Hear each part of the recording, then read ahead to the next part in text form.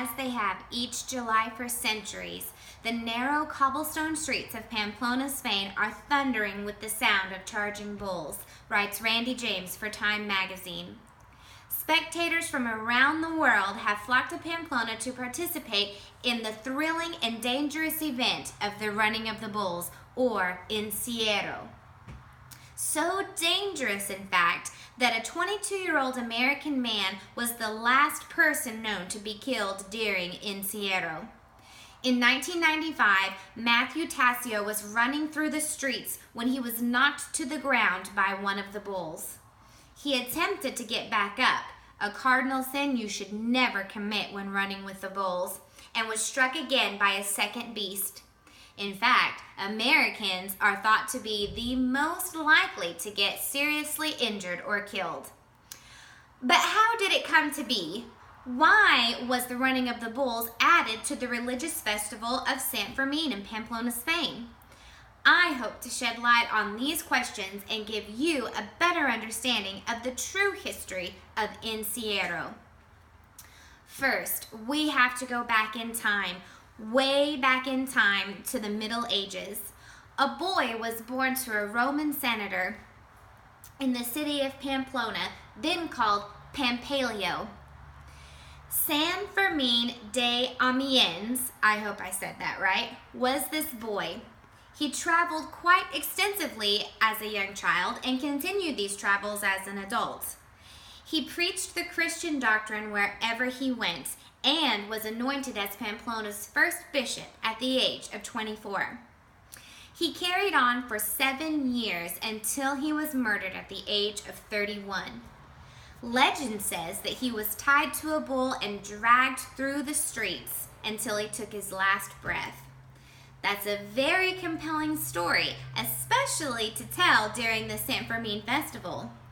But history actually tells us that the bishop who baptized San Fermin was the unlucky man whose life ended in this way. Sadly, San Fermin was decapitated.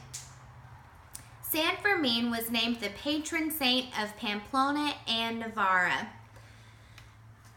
And that is how the festival got its name, says Damien Corrigan, writer for Go Spain. The religious festival dates back to the 12th century and began as a much simpler festival than it is today. Over the centuries, more and more fanfare was added to the festival. Not only do they continue to celebrate San Fermin, but a bullfighting festival, first documented in the 14th century, and several other festivals and trade fairs of the region have been joined into the mix. The running of the bulls began as a way for farmers to move bulls from Pamplona's corral to the bullfighting ring. Stretching roughly 1/2 mile, the beasts would run as children and adults herded them through the streets with sticks, says James, writer for Time magazine. The practice dates back as far as the 13th century, but it has continued uninterrupted since 1592. It was not until sometime in the 1800s that people are thought to have joined the herd. With this exciting new event in place, other events were added as well, like the Comparsa de Gigantes. Again, I hope I said that right. A parade of giants, where exotic animals and a parade of giant papier-mâché heads marches through the streets.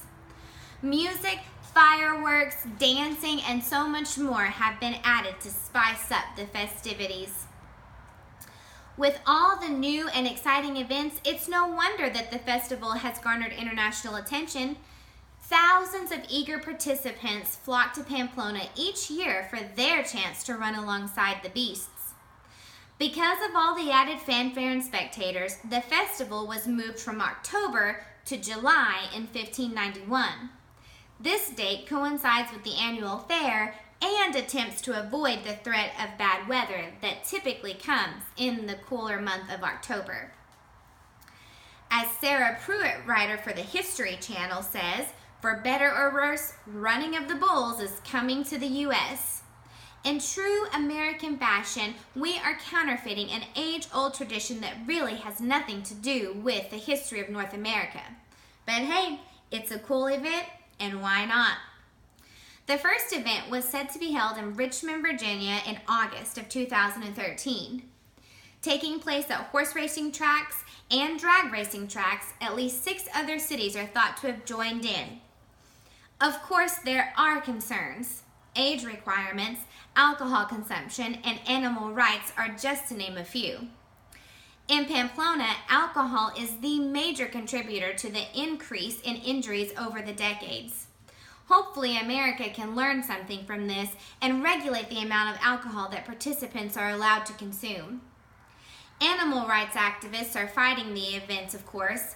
Mistreatment of animals has become a hot-button issue over the past few years. Fingers crossed, America will do it right. The Festival of San Fermin began as a religious festival with roots dating back to the Middle Ages. Originally started to honor Saint Fermin, the festival has evolved to include bull runs and fights, parades, and other festivities.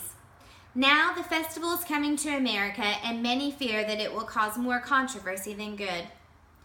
If mankind had not conformed the San Fermin's festival to fit their wants and desires, what would it look like today? Would we see bulls and bullfights included in the festival? Would its meaning be more powerful without all that added noise? These are just a couple of questions to get you thinking about how the running of the bulls might never have been.